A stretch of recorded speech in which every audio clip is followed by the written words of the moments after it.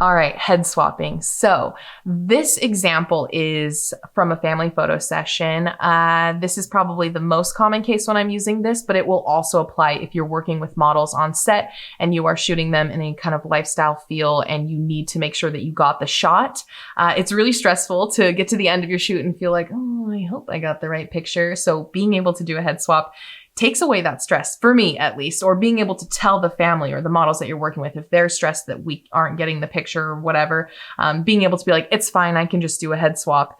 It makes everybody like less stressed out because we can fix this, we can work with this. So let's jump in. Here is my sample photos for my head swap demo. So this is my cute cousin and her family. I have two really pretty good shots, but they're not that perfect winner photo. So this first one, mom, dad, and older daughter all look awesome. They're looking right at the camera and the baby is looking at her sister. The second photo, the baby's looking at the camera, but the sister looks a little uneasy. The parents look great in both pictures. So I have the choice. I can either edit the baby into the shot where she's looking away, or I can edit the sister into the shot where she doesn't look super good. So I can kind of be flexible, which is really nice. So I'm gonna try and use this as my main photo. So to start out, we are going to zoom in here. I want to take a copy of the baby's head. So we're going to take the lasso tool, and I like to select pretty liberally because I want to make sure I match it up just right. And so I'm just going to make kind of a larger selection. When babies turn, they tend to turn their shoulders too. So I like to include the shoulders in that, and we may need to take another selection, but I am going to right click layer via copy. So that cuts it out and puts a copy on top. I'm going to hit the V for move tool, grab this picture of her and put it over on top of the main photo. So now it looks like it's going to be pretty close. I took these right in succession. I wasn't on a tripod, although that does make your life easier if you use a tripod. I was just holding pretty still and I'm shooting from the same angle. It's trickier when you're trying to do this adjustment with different scenes or if we've moved significantly. So it's best to get it in the same little burst of shots. So let's go ahead and zoom in here and take a look.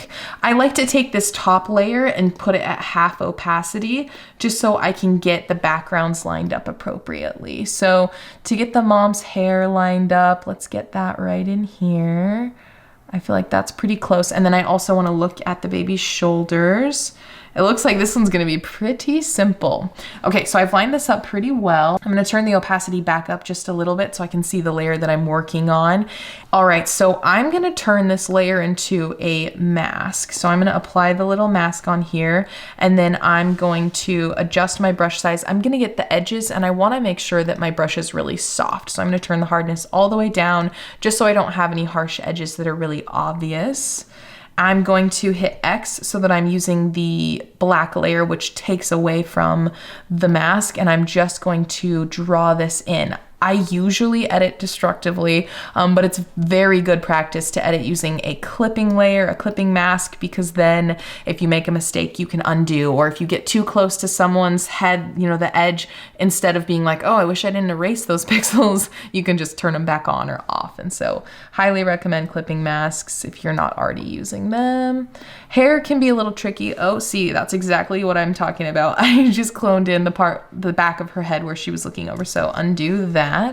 We're gonna have to just keep really close eye on that part of the image. That's why I kind of like to have it at half opacity so I can sort of see the layer underneath. I think this should be pretty good. I'm gonna turn the layer on all the way and then just go through with a fine-tooth comb, making sure that all of these edges look really nice. So I'm just continuing hair lines, making sure that those contour correctly. Anything that's like on the very edge radius of the selection, I wanna just make sure that disappears, because the further it gets from the center, the more off it tends to be.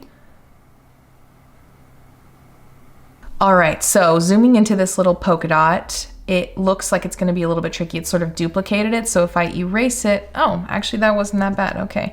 I'm gonna zoom in a little closer and do it on a finer level just so that I'm only getting that polka dot, and that looks great.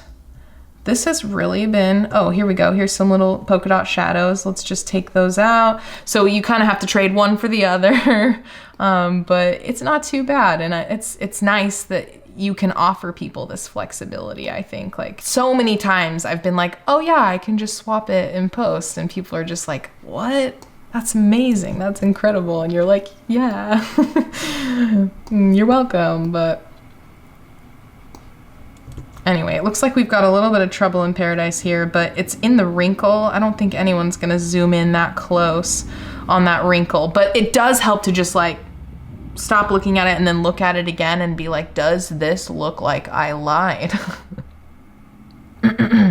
And then another thing to do is to turn that top layer with the new head position on and off, and that's gonna help show you any spot around the frame where maybe you missed making those changes. It looks like we have a little bit of a seam on the front of mom's shirt, but I really don't think it's that distracting. I can try and edit that out though. Let me just try and kind of, okay, actually that does look a little bit better. The lighting on that looks better too, and maybe I'll just bring it in because it is kind of on the edges of this shot here. Oh yeah, and fix some hair. Okay, at this point we're getting too close to the baby's face, so we're gonna undo that one, and we are just gonna go right along this seam. Perfect. Okay, I think that looks great. Ooh, we actually have one hair that's floating out of nowhere. Good, perfect. And then there. Awesome. Okay, I'm gonna do the on and off again, on and off. I have got a piece over here that I need to adjust that's calling out to me. Try it again, on and off. I'm gonna take out some of this on her neck. We'll do it again.